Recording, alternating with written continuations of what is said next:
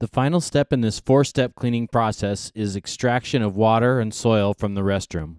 For extraction, you will first connect the dual head squeegee to the squeegee wand by loosening the collar on the wand and inserting the squeegee head into the cuff.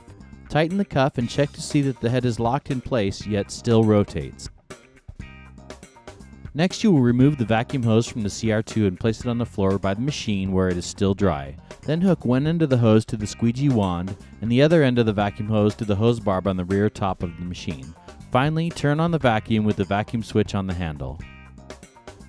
Start near the machine and extract against the grain on the floor.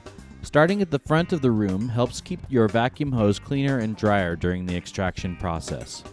Work your way towards the middle of the room and leverage the S-bend shape of the wand to easily get under urinals.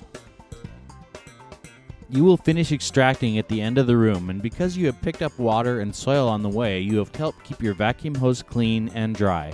Once again, utilize the S-bend shape of the squeegee wand to get under toilets and other low objects.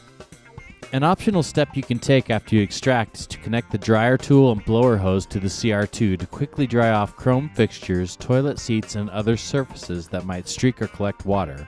It is very important to note that you must keep your dryer hose and your vacuum hose separate and use each one exclusively for its purpose. Wrap up your vacuum hose and store it on the machine. Wrap up the power cord and store it on the machine as well. Load the squeegee wand into the wand caddy and you are ready to move the Cr2 onto the next job site.